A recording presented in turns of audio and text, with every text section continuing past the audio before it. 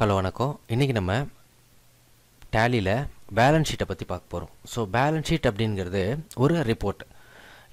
இந்த balance sheet அப்படிங்கிறது எதை காமிக்குது அப்படின்னா ஒரு கம்பெனியோடைய ஃபினான்ஷியல் ஹெல்த்தை காமிக்குது. ஸோ நம்ம இப்போ பேலன்ஸ் ஷீட்டாக இருக்கட்டும், ப்ராஃபிட் அண்ட் லாஸாக இருக்கட்டும், இல்லை ட்ரையல் பேலன்ஸாக இருக்கட்டும், அப்படி இல்லைன்னா நமக்கு பார்த்தீங்கன்னா ரேஷியோ அனாலிசிஸாக இருக்கட்டும், எது பார்க்குறதா இருந்தாலும் கண்டிப்பாக நமக்கு பார்த்தீங்கன்னா ஒரு பேசிக் அக்கௌண்ட்ஸ் நாலேஜ் கண்டிப்பாக தேவை. ஸோ இன்கேஸ் நீங்கள் பேசிக் அக்கௌண்ட்ஸ் நாலேஜ் இல்லாமலே ஒரு டேலியை கற்றுக்க வந்தாலும் ஒரு அக்கௌண்ட்டாக ஒர்க் பண்ணும்போது கண்டிப்பாக இதை நீங்கள் ஆட்டோமேட்டிக்காக உங்களை அறியாமலே கற்றுப்பீங்க. ஸோ அதனால் நம்ம என்ன பண்ணுவோம், நம்ம அக்கௌண்ட்ஸ் பேஸ்டு இந்த பேலன்ஸ் ஷீட்டு அப்படின்னா என்ன அப்படிங்கிறத நான் உங்களுக்கு எக்ஸ்பிளைன் பண்ணுறேன். ஸோ பேலன்ஸ் ஷீட் அப்படிங்கிறதோடைய பேசிக் ஃபார்முலா அசெட் ஈக்குவல்ட்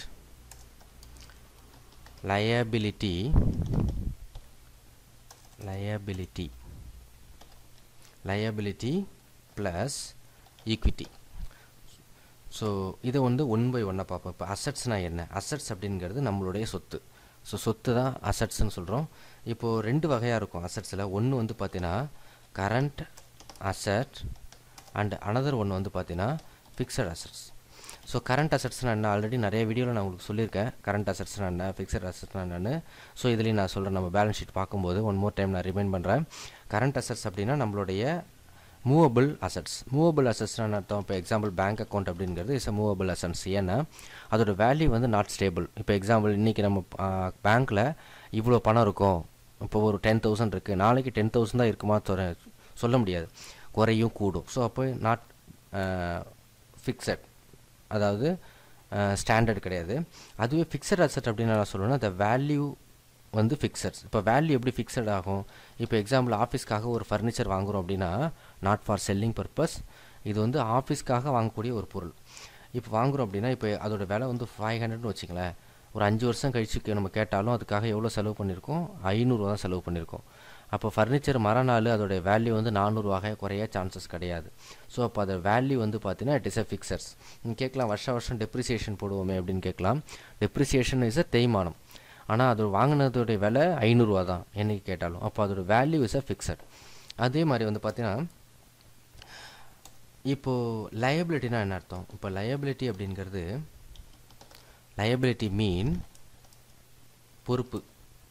பொறுப்புன்னு என்ன அர்த்தம்? நம்ம வாங்கியிருக்கிற கடன் ஒன்று நம்ம கேஷாக வாங்கலாம், அப்படி இல்லைன்னா என்ன வாங்கலாம், ஒன்று பொருளாக வாங்கலாம், ஆர் நம்ம பார்த்திங்கன்னா மற்றவங்களோட பணத்தை நம்ம எடுத்து வச்சுருக்கலாம். இப்போ எக்ஸாம்பிள் பிஎஃப், எம்ப்ளாயோடைய ப்ராவிடென்ட் ஃபண்ட் மணி, அப்படி இல்லைன்னா டேக்ஸு, நம்ம கஸ்டமர்கிட்டேருந்து கலெக்ட் பண்ண காசை கவர்மெண்ட்டுக்கு பே பண்ணாமல் நம்மகிட்ட இருக்கக்கூடிய அந்த அமௌண்ட்டு இது எல்லாமே நம்மளோட பணம் கிடையாது. இது எல்லாமே இஸ் அ லயபிலிட்டி. அதுக்கப்புறம் பார்த்தீங்கன்னா நம்ம ஈக்விட்டி அப்படிங்கிறதுனா நம்ம பண்ணக்கூடிய இன்வெஸ்ட்மெண்ட்ஸ். நம்ம இந்த கம்பெனிக்கு என்ன மாதிரியான இன்வெஸ்ட்மெண்ட்ஸ் பண்ணியிருக்கோம்? இப்போது ஷேர்ஸ் ஈக்விட்டி இருக்கும். இப்போ இன்வெஸ்ட்மெண்ட்ஸ் அப்படிங்கிறது என்ன அப்படின்னா நம்ம எவ்வளோ இன்வெஸ்ட் பண்ணுறோம், இந்த கம்பெனியை ஆரம்பிக்கிறதுக்கு எவ்வளோ இன்வெஸ்ட்மெண்ட் பண்ணுறோம். அதுக்கப்புறம் ரிட்டைன் மணி, நம்ம இது மூலயமா நம்ம இந்த கம்பெனி மூலயமா ஏர்ன் பண்ண மணி. இது எல்லாமே தான் பார்த்திங்கன்னா நமக்கு பேலன்ஸ் ஷீட்டோடைய ஃபினான்ஷியல் ஹெல்த்தை நமக்கு காமிக்குது. அப்போது ஒரு சைடு பார்த்திங்கன்னா நமக்கு அசட்ஸ், லெஃப்ட் சைட்ஸ் பார்த்திங்கன்னா நம்மளுடைய லயபிலிட்டி நம்ம வாங்கின கடன், அதுக்கப்புறம் நம்ம போட்டிருக்கிற இன்வெஸ்ட்மெண்ட்ஸ், அதுக்கப்புறம் நமக்கு கிடைச்ச இன்கம் அதாவது ப்ராஃபிட் ஆர் லாஸ்.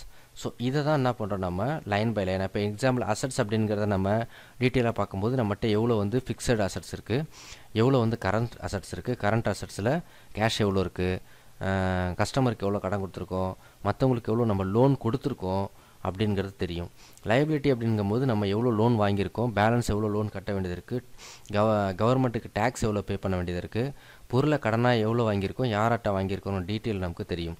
அப்போ நம்ம என்ன பண்ண முடியும், மொத்தமாகவும் பார்க்க முடியும், டீட்டெயில்டாகவும் பார்க்க முடியும். ஸோ பேலன்ஸ் ஷீட் அப்படிங்கிறது டக்குன்னு பார்த்த உடனே நம்மளுடைய இன்கம் எவ்வளோ இருக்குது, நம்ம எவ்வளோ இன்வெஸ்ட் பண்ணியிருக்கோம், நம்ம எவ்வளோ சொத்து இருக்குது, நம்ம எவ்வளோ கடன் இருக்குது, எல்லாத்தையும் பார்த்தீங்கன்னா வித்தின் ஃப்ராக்ஷன் ஆஃப் செகண்ட்ஸில் பார்க்குறதுக்கு நம்ம என்ன பண்ணுறோம், இந்த பேலன்ஸ் ஷீட் அப்படிங்கிறத யூஸ் பண்ணுறோம். ஸோ இப்போ நம்ம என்ன பண்ணுவோம், டேலியில் போவோம். ஸோ டேலியில் நான் ஆல்ரெடி பார்த்தீங்கன்னா நான் டேலி ப்ராஜெக்ட்னு சொல்லிட்டு சம் டிரான்சாக்ஷன் போட்டு வச்சுருக்கேன். இதை பேஸ் பண்ணி என்ன பண்ணுறேன் நான் இப்போ பேலன்ஸ் ஷீட் செக் பண்ண போகிறோம். ஸோ லாஸ்ட் கிளாஸஸில் நம்ம ப்ராஃபிட் அண்ட் லாஸ் பற்றி இதிலே பார்த்தோம். இப்போ பேலன்ஸ் ஷீட்டை கிளிக் பண்ணுறேன். இப்போ பேலன்ஸ் ஷீட் கிளிக் பண்ணோன்னே பாருங்கள், இந்த கேபிட்டல் அக்கௌண்ட். இப்போ கேபிட்டல் அக்கௌண்ட்டில் 5,90,000 ரூபா அந்த கம்பெனிக்காக நான் இன்வெஸ்ட் பண்ணியிருக்கேன்னு வச்சுக்கோங்க. இப்போது அதுக்கப்புறம் வந்து பார்த்தீங்கன்னா ஒரு 7 lakhs rupees என்ன பண்ணியிருக்கேன், நான் கடன் வாங்கியிருக்கேன். அதாவது பணத்தை கடனாக வாங்கியிருக்கேன்.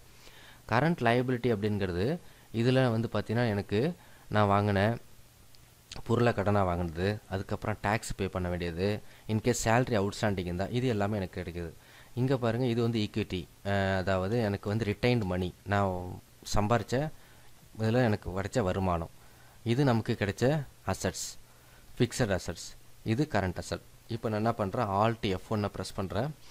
இப்போது எத்தனை பேர் வந்து பார்த்தீங்கன்னா இந்த கம்பெனியை ரன் பண்ணுறதுக்கு 2 பார்ட்னர்ஸ் இருக்காங்க. அப்புறம் 7 லட்ச ரூபா வந்து நான் லோன் வாங்கியிருக்கேன். இந்த லோன் யாருக்கிட்ட வாங்கியிருக்கேன் அப்படின்னு என்ட்ரு பண்ண அப்படின்னா கனரா பேங்க்கில் லோன் வாங்கியிருக்கேன். அதே மாதிரி current liability duties and tax 18,395 ரூபா பே பண்ண வேண்டியது இருக்குது. சண்டு கிரெடிட்டார் 3,45,600 ரூபா நான் வந்து சப்ளையர்கிட்ட கடன் வாங்கியிருக்கேன்.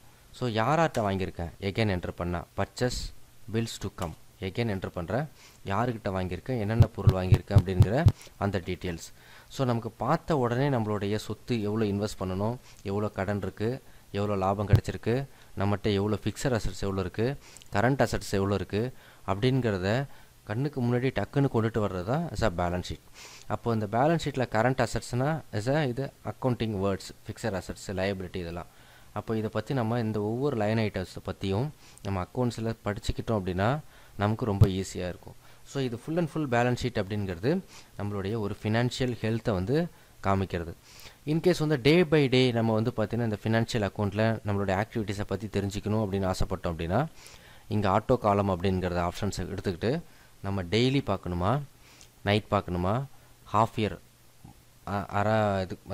அரை வருஷத்துக்கு ஒரு தடவை பார்க்கணுமா, மாதம் பார்க்கணுமா, குவார்ட்டர்லி பார்க்கணுமா, இல்லை ஸ்டாக் வேல்யூவேஷன் மெத்தட் பார்க்கணுமா அப்படிங்கிறத. இந்த ஆட்டோ காலம் அப்படிங்கிற ஆப்ஷன்ஸை பற்றி ஆல்ரெடி நான் வந்து ரிவர்சிங் ஜேர்னலில் நான் உங்களுக்கு சொல்லியிருக்கேன். ஸோ இன்கேஸ் வந்து பார்த்தீங்கன்னா உங்களுக்கு அதில் சந்தேகம் இருந்ததுன்னா அதில் போய் பார்க்கலாம். இன்கேஸ் நம்ம வந்து பார்த்தீங்கன்னா நம்ம ஆக்சுவல் இன்கம் எவ்வளோ அப்படிங்கிறத கண்டுபிடிக்கிறதுக்கு நமக்கு இந்த ரிவர்சிங் ஜேர்னல் வந்து யூஸ் ஆகும்.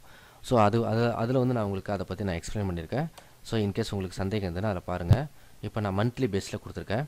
இப்போ எனக்கு மாதம் ஏப்ரல் மாதம் நான் என்னென்ன மாதிரியான ட்ரான்சாக்ஷன் பண்ணியிருக்கேன், அப்புறம் மே மாதம் என்ன பண்ணியிருக்கேன், ஜூன் மாதம், ஜூலை மாதம், August, September, October, November, December, ஜனவரி, பிப்ரவரி, மார்ச், இந்த 20 to 21 ஃபினான்ஷியல் இயரில் நான் மாதம் என்னென்ன மாதிரியான பண்ணியிருக்கேன். இப்போ மாதம் நான் வேறு ஏதாவது இன்வெஸ்ட் பண்ணியிருக்கேன்னா, இந்த மாதத்தில் ஏதாவது கடன் வாங்கியிருக்கேன்னா, இல்லை இந்த மாதத்தில் ஏதாவது நான் என்ன பண்ணியிருக்கேன், இந்த ஏர் கண்டிஷனர் ஒன்று 20,000 ரூபாய்க்கு வாங்கியிருக்கேன். அப்புறம் என்கிட்ட வந்து பார்த்தீங்கன்னா க்ளோசிங் ஸ்டாக் இவ்வளோ இருந்துச்சு எப்போது, மார்ச் மாதத்தில், ஏப்ரல் மாதத்தில். அப்புறம் 38,750 ரூபா டெபாசிட் பண்ணியிருக்கேன். அந்த ஏப்ரல் மாதத்தில் எனக்கு எவ்வளோ கேஷ் பேலன்ஸ் இருந்துச்சு, எவ்வளோ பேங்க் பேலன்ஸ் இருந்துச்சு அப்படிங்கிறத டீட்டெயிலாக நம்ம பார்க்குறதுக்கு நம்ம என்ன பண்ணுறோம், இந்த பேலன்ஸ் ஷீட் அப்படிங்கிற ஆப்ஷன்ஸை யூஸ் பண்ணுறோம். அதே மாதிரி நம்ம ஷார்ட்டாக பார்க்குறதுக்கும் நம்ம என்ன பண்ணுறோம், இந்த பேலன்ஸ் ஷீட் அப்படிங்கிற ஆப்ஷன்ஸை யூஸ் பண்ணுறோம். ஸோ என்னுடைய வீடியோ உங்களுக்கு பிடிச்சிருந்துச்சு அப்படின்னா சப்ஸ்கிரைப் பண்ணுங்கள், லைக் பண்ணுங்கள், கமெண்ட் பண்ணுங்கள். உங்களுக்கு சந்தேகங்கள் எதாவது இருந்ததுன்னா கமெண்ட் பாக்ஸில் கமெண்ட் பண்ணுங்கள். அப்படி இல்லைனா நான் கீழே உங்களுக்கு வாட்ஸ்அப் நம்பர் கொடுத்துருக்கேன், அதில் கூட நீங்கள் மெசேஜ் பண்ணி உங்களுடைய டவுட்ஸை கிளியர் பண்ணிக்கலாம். நன்றி, வணக்கம்.